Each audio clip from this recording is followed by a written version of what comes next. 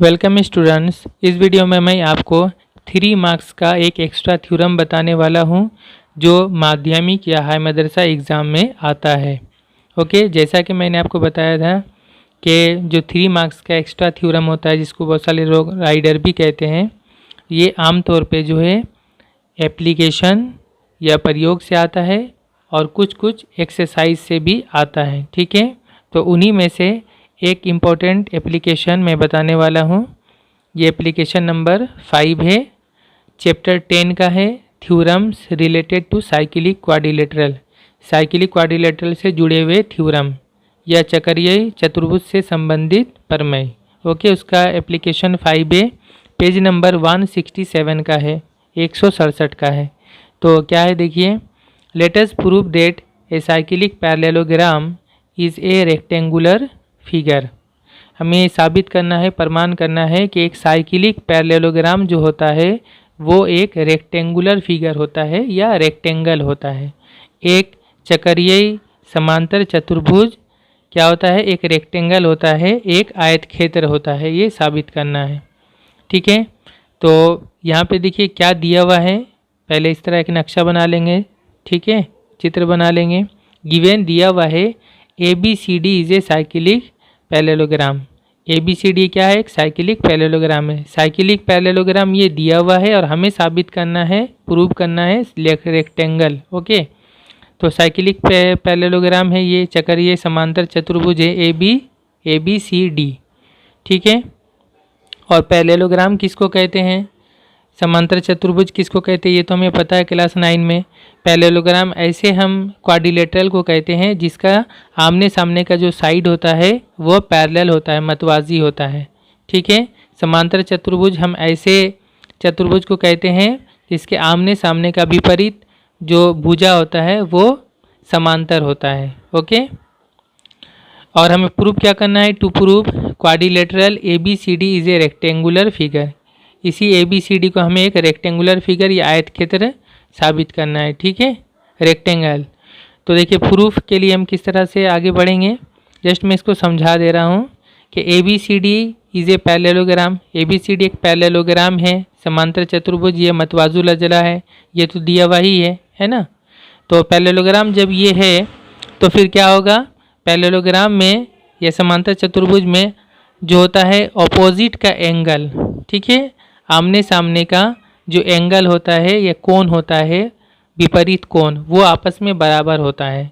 इसलिए हम क्या बोल सकते हैं, एंगल ABC बराबर एंगल ADC। ABC कौन सा है, ABC, ये वाला एंगल। ओके, मैं बता दे रहा हूँ यहाँ पे ABC ये एंगल, ठीक है, किसके साथ बराबर होगा, इसका ऑपोजिट में आमने सामने में कौन सा, ये है एंगल ADC। ये दोनों आपस में बराबर होगा क्योंकि ABCD एक पैरेललोग्राम है, समांतर चतुर्भुज है। ओके, उसके बाद आते हैं अगेन, फिर ABCD is a cyclic quadrilateral. फिर ABCD क्या है, एक साइक्लिक क्वाड्रिलेटरल भी है, क्योंकि यहाँ पर बोला है साइक्लिक पैरेललोग्राम। इसका मतलब ये हुआ कि साइक्लिक भी है और पैरेललोग्राम भी है, दोनों है। ठीक है, इसलिए साइक्लिक पैरेललोग्राम कहा गया। चक्रीय भी है और समांतर चतुर्भुज भी है, दोनों।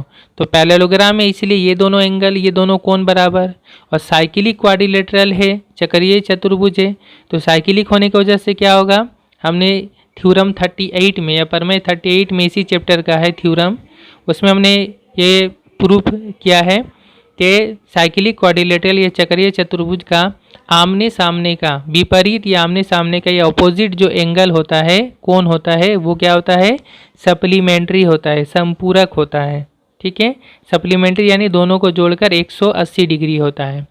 तो ABCD एक साइक्लिक क्वाड्रिलेटरल भी है, इसलिए ये दोनों आमने सामने का जो एंगल है, अपोजिट एंगल या विपरीत कोण, इन दोनों का जोड़ ABC angle plus ADC angle, इन दोनों का जोड़ कितना होगा, 180 डिग्री होगा, सप्लीमेंट्री होगा। तो ठीक है, तो ये चीज़ हो गया, ये दो चीज़ हमारे पास है। इसके बाद हम क्या करेंगे, देखिए यहाँ पर ABC प्लस ADC। ठीक है, तो यहाँ पे देखिए ABC और ADC दोनों आपस में बराबर हैं, इसलिए हम क्या कर सकते हैं, ABC के जगह में ADC लिख सकते हैं और ADC के जगह में ABC लिख सकते हैं। ओके, क्योंकि दोनों बराबर है। तो हमने इस लाइन के बाद क्या किया, ADC के जगह में हमने ABC लिख दिया, ठीक है। यहाँ एक लाइन वहाँ पे नहीं लिखा हुआ है, अगर आप चाहे तो इस तरह लिख सकते हैं कि ABC, ये पहला वाला ठीक उसी तरह, प्लस यहाँ पर ADC की जगह में हम क्या लिखेंगे, ADC बराबर ABC है, तो ADC की जगह में लिखेंगे ABC बराबर 180। ओके, तो ABC प्लस ABC दोनों जोड़ कर क्या हो जाएगा, 2 मरतबा ACB 2ABC हो जाएगा, है ना। तो 2ABC बराबर 180। अब 2 से इधर 2 को नीचे लाकर इधर कैंसिल कर देंगे, या डायरेक्ट भी कैंसिल अगर कर देंगे तो 2 से 180 है, कैंसिल हो जाएगा तो 90 हो जाएगा, 2 9 18 0। तो ABC बराबर क्या हो जाएगा, 90 डिग्री हो जाएगा, यानी ये हो जाएगा क्या, 90 डिग्री। ओके, आप चाहे तो ABC के जगह में ADC भी लिख सकते हैं, तब 2 मरतबा ADC हो जाएगा और ADC बराबर हो जाएगा 90, ये 90 हो जाएगा। किसी भी एक को आप 90 दिखाना है, आप दोनों में से किसी को भी कर सकते हैं। बुक में ABC 90 दिखा दिया, ठीक है। अब क्या हुआ देखिए, 90 दिखाने की वजह से क्या हुआ, यहाँ पे देखिए, 1 angle of a parallelogram is right angle. ABCD क्या चीज़ था, ABCD एक पैरेललोग्राम तो है ही ऑलरेडी, एक समांतर चतुर्भुज तो ऑलरेडी है, और इस पैरेललोग्राम का हमने क्या प्रूव करके दिखा दिया कि एक एंगल, एक कोण जो है ये 90 डिग्री हो गया, ABC क्या हो गया, 90 डिग्री हो गया, ठीक है। तो एक पैरेललोग्राम का, एक समांतर चतुर्भुज का जब एक एंगल 90 हो जाता है, एक पैरेललोग्राम का जब एक एंगल 90 डिग्री हो जाता है, तो फिर वो चीज़ जो है वो पैरेललोग्राम एक रेक्टेंगल कहलाता है, ठीक है।